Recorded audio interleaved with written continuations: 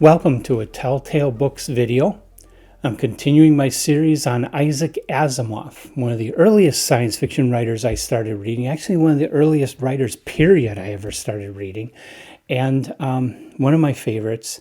And I'm way back in his very earliest fiction here with his 11th published story titled History, which got its first publication in Super Science Novels magazine in March of 1941.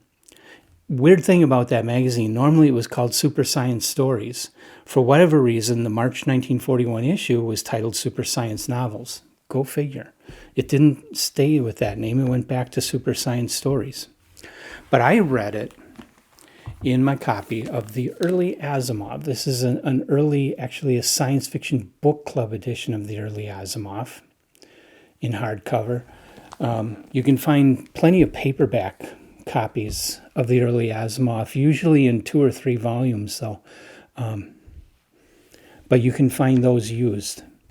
Or you can find the March 1941 issue of Super Science Novels. The actual physical issue may set you back a couple $100 for one that's not falling apart. Anyway, in history, what happens is Earth goes to war with Venus. And the story centers on a Martian professor. Not an Earthman from a Mars colony, but a guy that evolved on Mars. Okay. And he's on Earth, and he's there doing a research project. And Earth is going to war with Venus, but the war proceeds and Earth is getting its butt kicked. And the Martian professor is just all the while saying, I don't know why you guys can't just resolve your issues without a war. But then the professor mentions that he seems to remember a weapon from history that would just end the war for them, if they really want something that drastic. And of course, the Earthmen become really interested in that.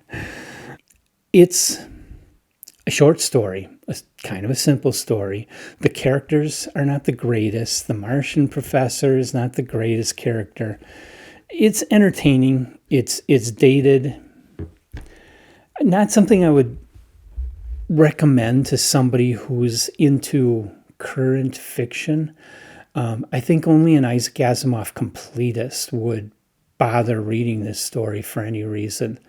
I wouldn't call it a good story. I wouldn't call it even among Asimov's worthwhile stories. He wrote a lot of good stories, but this isn't one of them, I don't think. I think this is really one of his least engaging stories. I hate to say that about an author that has meant so much to me and that really influenced me at a time of life when I really needed something like that in my life, with positive messages about the future and entertaining stories about the future.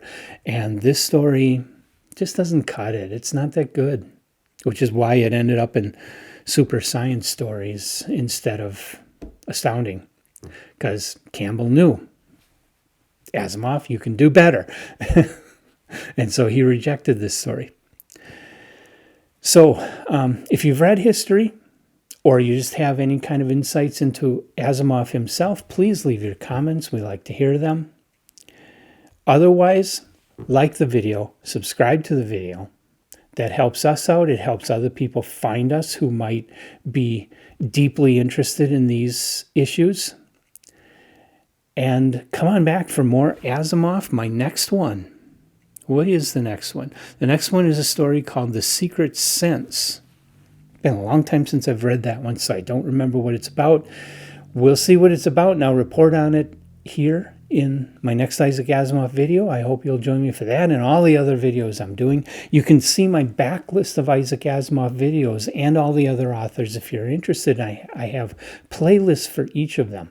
The Asimov playlist is linked at the end of this video. The rest of them, if you go to my playlist, you'll see a big list of all the authors I'm working with and talking about.